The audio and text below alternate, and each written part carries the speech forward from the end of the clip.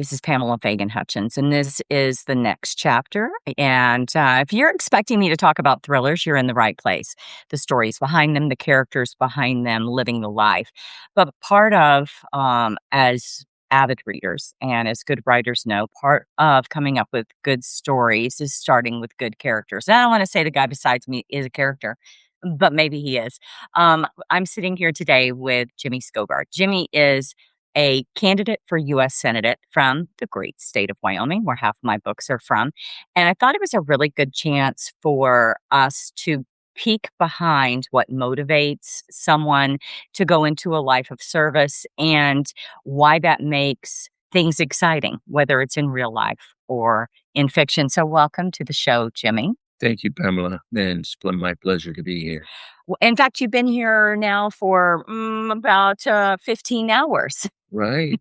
Showed up yesterday here in the nice little community of Bighorn, Wyoming, and it's been quite amazing. The mountains are exactly how I remember them. Because you grew up not too far from here, but on the other side. Right. We grew up in Grable, Wyoming, and Basin, and we would come up in the mountains every summer. A lot of times, my father actually worked up in the timber, and so we would spend time in the small cabins out in the forest cutting trees, or he would cut trees while we were playing around. That actually brings me to a point. You cannot tell from where we're sitting that Jimmy is about 3 heads taller than me, but he looks like a lumberjack. And part of his childhood, as he said, his family worked with timber, and I'm gonna just share just a little bit of his background because I find it fascinating. And again, it gets back to diving deep into your characters. This being one of them. Jimmy grew up across the mountains, has a background in a family that worked with timber, went to college at University of Wyoming on ROTC scholarship, 14 years having answered and pledged his oath to serve the country in Wyoming with the National Guard. But he also went into his early working life thinking, I like working with timber. I'm going to start a company where I'm going to, reclaim timber. And how did that go? Not so good. We ran, I mean, almost from the get-go, ran right to the government and the government restrictions in the timber industry. A lot of folks had a lot to say about how to manage the forest, and when it came actually down to the guys who were on the ground doing the work, it interfered with the business to the point where it just wasn't worth it.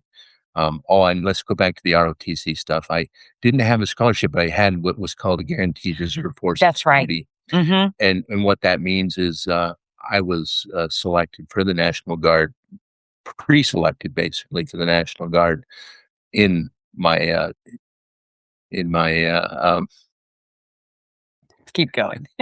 We're hearing something in our ears you guys don't hear, so we're laughing at the same time. It's a text from my husband, who's not supposed to be communicating with me during a show, but we really can't ever stop him from being right. Eric. It's technology. Yeah. Technology is kind of trying to help us out, but right now it's adding a little editing episode for Pamela, perhaps. It's gonna be interesting. It's gonna be interesting. Well, they're talking about the party last night, so I hope that they all say Yeah. something nice. We had 20-something people 26 people up here last night to hear Jimmy talk about his candidacy.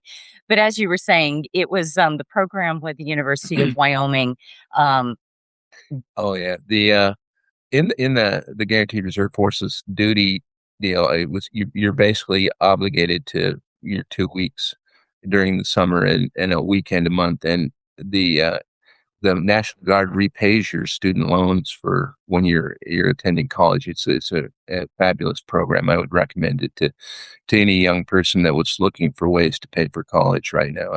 I would definitely check with the Wyoming Army National Guard and other National Guards, programs around the country, because it's just another avenue for you to pursue and serve your country at the same time.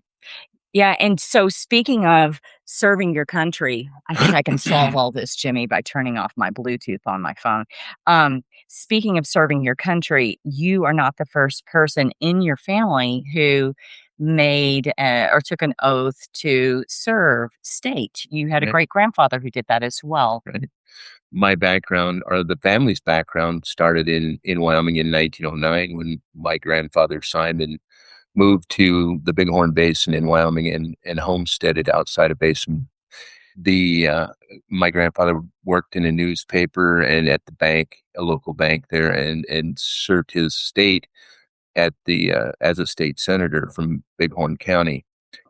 Simon eventually ended up as president of the Senate in 1923, and the family kind of suffered a loss in 1926 when he passed away. My grandfather then was 6 years old, and Oh, so his mother Hope and him ran the homestead until you know and were successful with a small cattle operation, which is very typical nice. for Wyoming. And the family basically thrived in the Bighorn Basin until, well, we still my cousin owns the original homestead now, and my it's just very, it's very Wyoming is what it is. Well, I love that for a couple of reasons. One is you couldn't write a better character than her name be Hope, and that she carries on with her small son running a cattle operation. So, my kind of woman.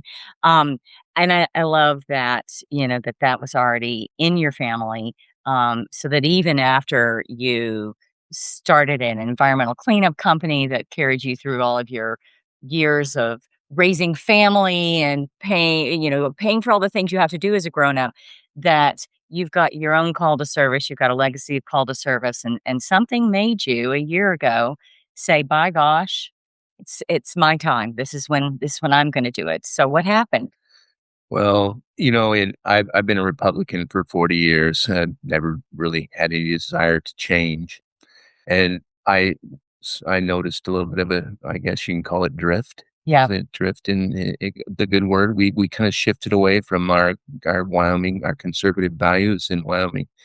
And why are we drifting away? And I started looking into it, and I noticed a deep division, in entering the family, entering the community, entering the state, entering the nation. And why is this?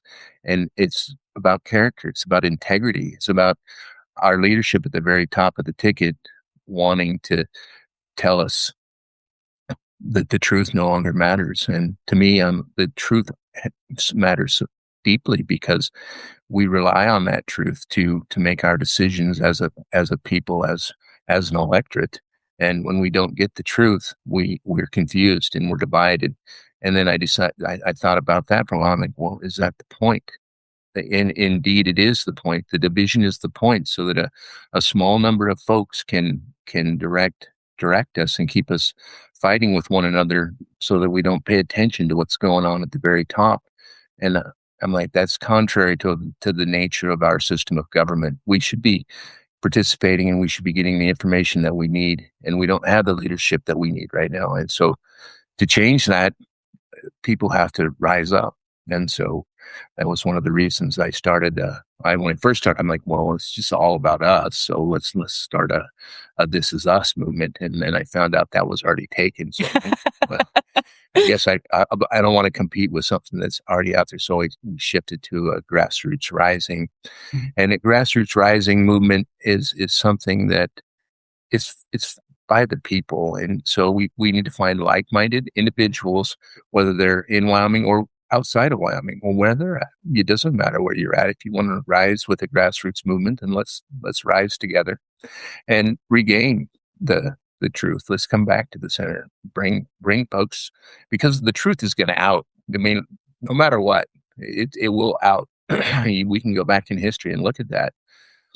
In fact, you were a history major, I believe. Yeah, I have a degree in history, and that led me to research some of the concepts and ideas that are going on. I'm like, immigration is a repeated tactic of politicians in history throughout our American history. Whenever we needed to rile up the electorate, we trotted out the Chinese immigrants. We trotted out the Irish immigrants. We trotted out the Italian immigrants, and the reason is simple. These folks don't have a political voice, so we can just abuse them, in the news. We can, and they don't fight back because they're concerned about being, you know, exported back to the where they came from, it's a cycle that is it's obvious if you just take the time to go look at it and say, oh, so why are we doing this? It's again to divide us into two for the purpose of control.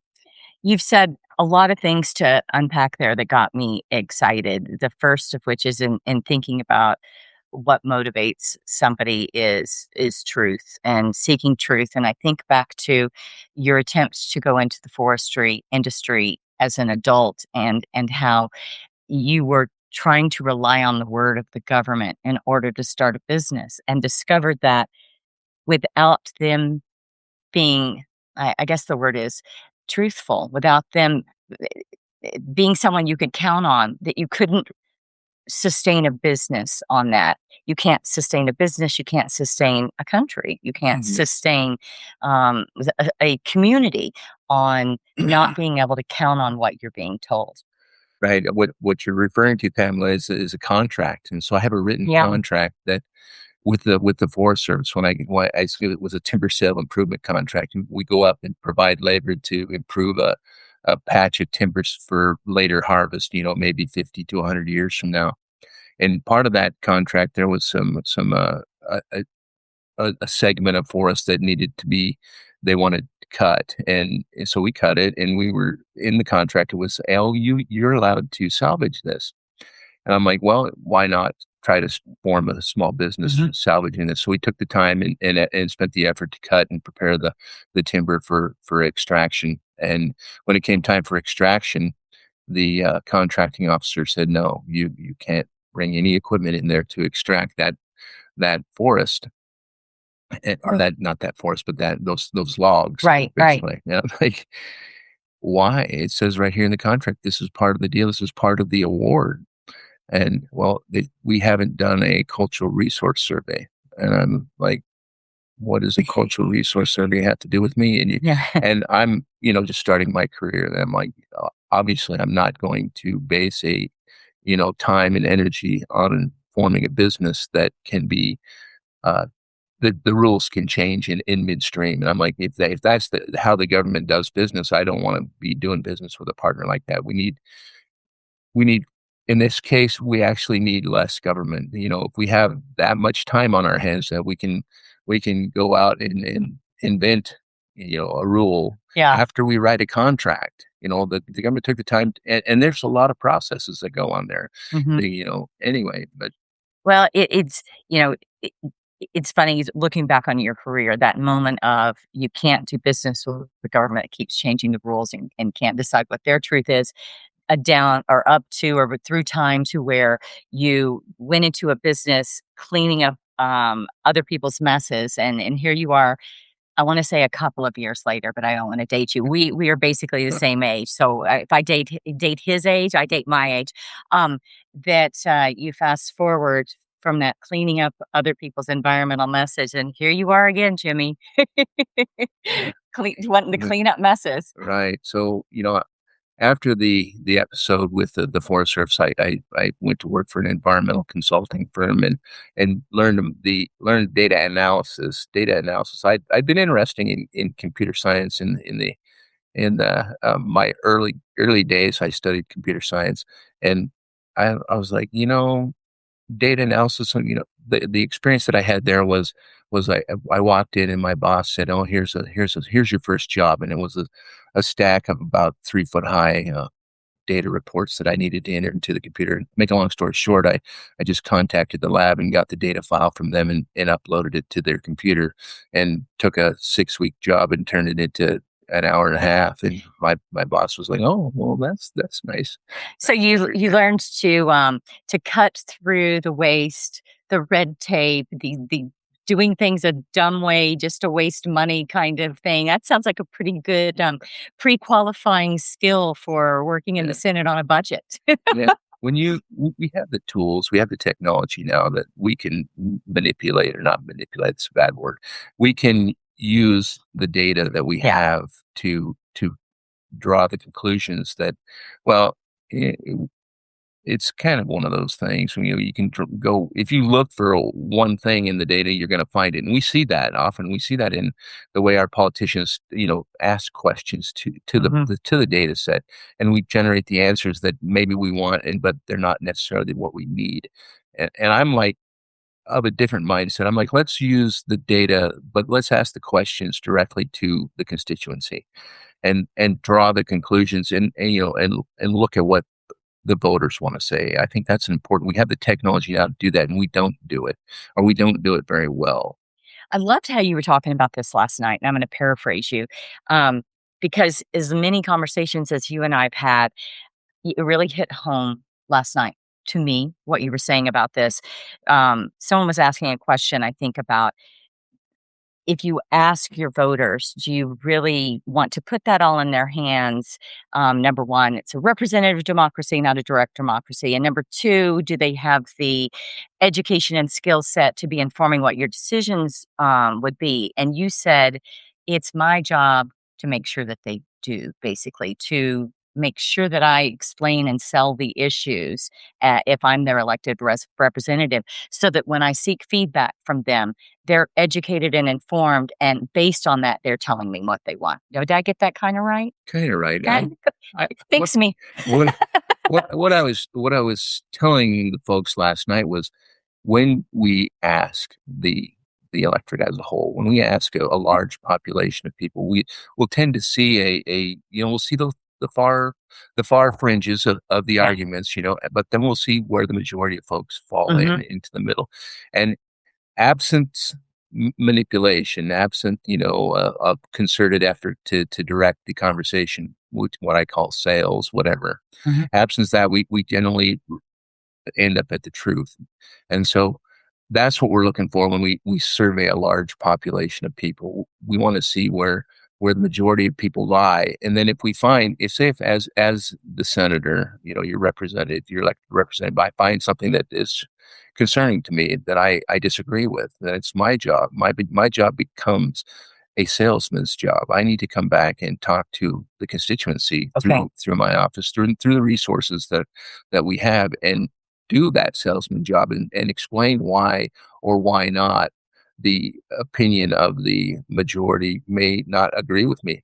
But in the end, as your representative, as long as we operate within the bounds of the Constitution and the rule of law, the will of the people is what should be respected and what we should be held to account. I appreciate you re-explaining that, because the difference in your nuance was important. But I really like that, the idea that what the, you can find in the vast majority of people is important in informing how you then go in and think about, okay, not only what do the people want, but how well have done my job in explaining the situation to them, because they deserve to know what's going on. They deserve transparency from the government, and that there are going to be outliers on either side that are important to the discussion. But maybe when everyone's speaking and you don't just have people yelling the loudest or riding the waves of division that in our modern world maybe are driven by our algorithms or who we associate with, et cetera, that you come to this overwhelming set of data. How's Well, that? yeah, what we have right now is we have these big omnibus and minibus bills in Congress, and they're you could have anything involved, set hidden inside of that. I mean, for example, in the one big beautiful bill, we had a section that talked about the sale of 2 to 3 million acres of public lands in 11 Western states, and it really wasn't made very apparent to us right at the get go. I mean, it actually passed through the House of Representatives and was approved by a yes vote by our very own Representative Hageman, who decided that selling public lands was okay. And evidently her constituents stood up and said, no, that's not okay. and there was a hue and a cry, and Senator Lee from Utah to remove that in the Senate version of the bill, but not before it had passed through the House. And so my question is, why wasn't that? If that's an issue, why wasn't it explained to the electorate that this was there? Because this is our posterity, and when we start dealing with issues like the sale of public lands, we need to be explaining that very carefully to our constituency because, maybe there are some public lands like a BLM section near a city like Midwest or Jackson Hole, a Forest Service section near Jackson Hole that should be sold or maybe should be considered for sale. But we need to deal with the constituents that are going to be affected by that. We can't just simply by fiat say, "Oh, this is what's best for you." I think Right. as a citizen, we need to be able to weigh in on issues like that. I think that in a state like Wyoming, the public lands is probably an even bigger issue than people say living in a densely populated East Coast area realize when so much of our property, our land here that we enjoy is owned by the federal government. Yeah. And thus, it's all of ours. So it's a really big issue out here to people. What happens to well, for instance, looking out my windows, it's BLM land on two sides of me, and then it goes as far as the eye can see until you hit National Forest Service. So it's not just the boundary waters in Minnesota, that have gotten so much attention because of the um, the mining interests that are being leased off to a foreign country. To us, it's a really big deal here. So it was a very big surprise to us in Wyoming that was something our Wyoming representative um, signed off on. Yeah, and Really voted yes to. yeah. It's interesting, like you said. I think almost 50% of the lands of Wyoming are public in one way or another, either Hmm. state or federal, or we've got a combination of BLM and Bureau of Reclamation, Department of the Interior.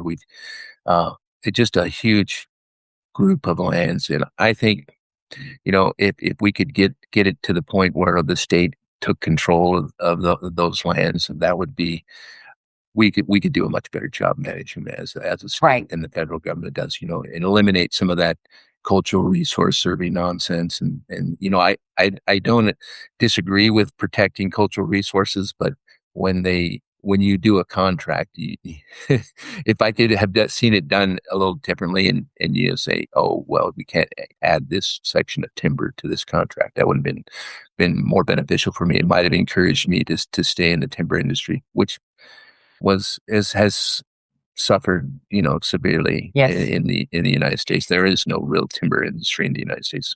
You could have cleaned up all of the timber in need of salvage outside our house from the fire 20 years ago, Jimmy, because Yeah, Lord knows somebody needed to.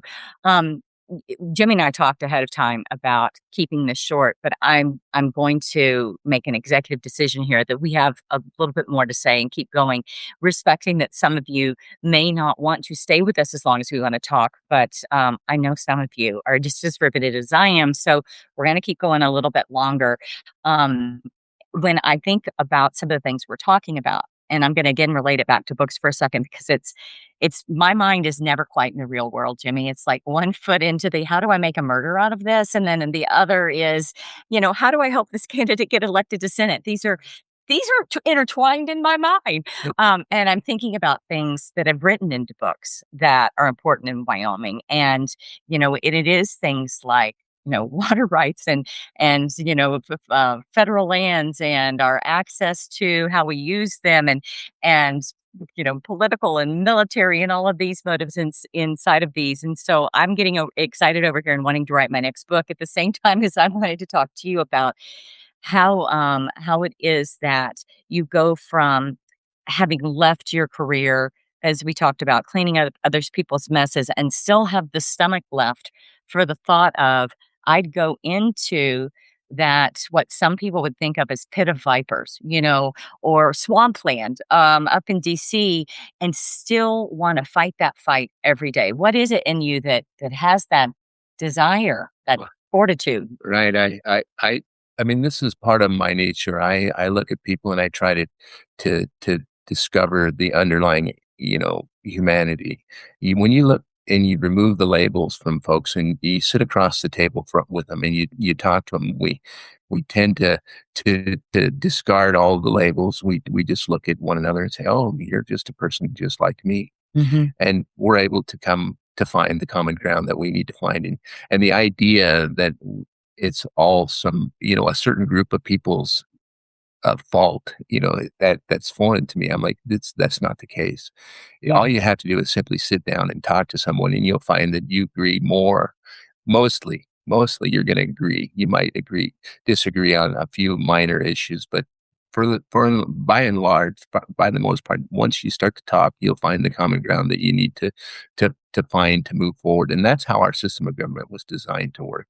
And it's not being done right now. Right now, we're being controlled, and we're being controlled through division.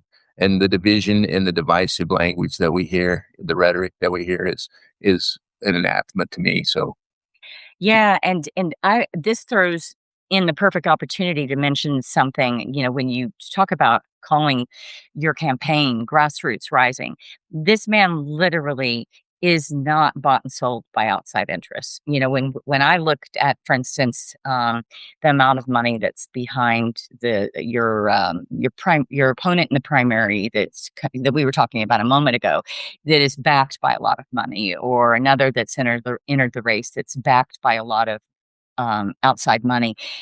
This guy isn't. This guy is. He's the guy that you meet at the gas station or you talk with across your fence, and he's really dependent upon that grassroots kind of movement. If you want to help in campaigns like this, the way to do that is what I think of as buy the guy a cup of coffee. Because you're not buying him a cup of coffee, you're buying the campaign a sip of life, a breath, $5 at a time, or even better, volunteer. You can volunteer through his website, which is it's Skovgard2026.org. That's SKO, like Victor, GARD, 2026.org. And go to the volunteer page. It's on the menu. And it's just a Google form that you fill out and tell me what you can do, how you can help, because that is important. In grassroots movements, that is the strength of a grassroots movement. You may have folks in Wyoming that I haven't been able to contact yet that you can reach out to.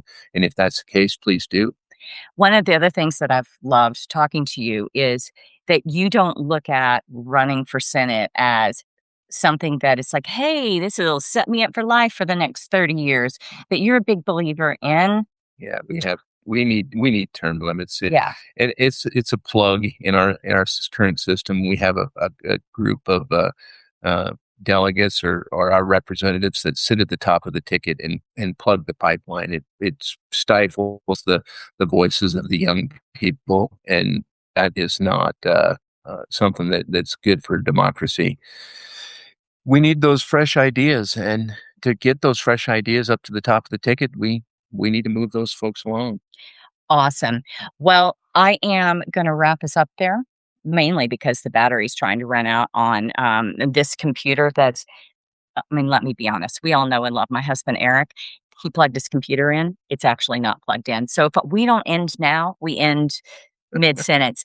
This has really been fun. Even after having you talking in front of a big group of people last night, I felt like I learned new things that made me even more excited, not only to write characters like you into a book, but to get out and see what you're going to do after you win the primary in August. Yeah, once we win, then we get technical difficulty. Yeah, once we win, then that's where the work begins. The grassroots only begin to rise at that point, right? Right. The grassroots continues to rise. Cool. Well, everybody, thanks for joining us, and I will catch you next time with who knows what. Maybe it's another real person talking about the real issues that show up in your books, or maybe it is someone that writes them. You'll just have to see. Bye bye. Bye.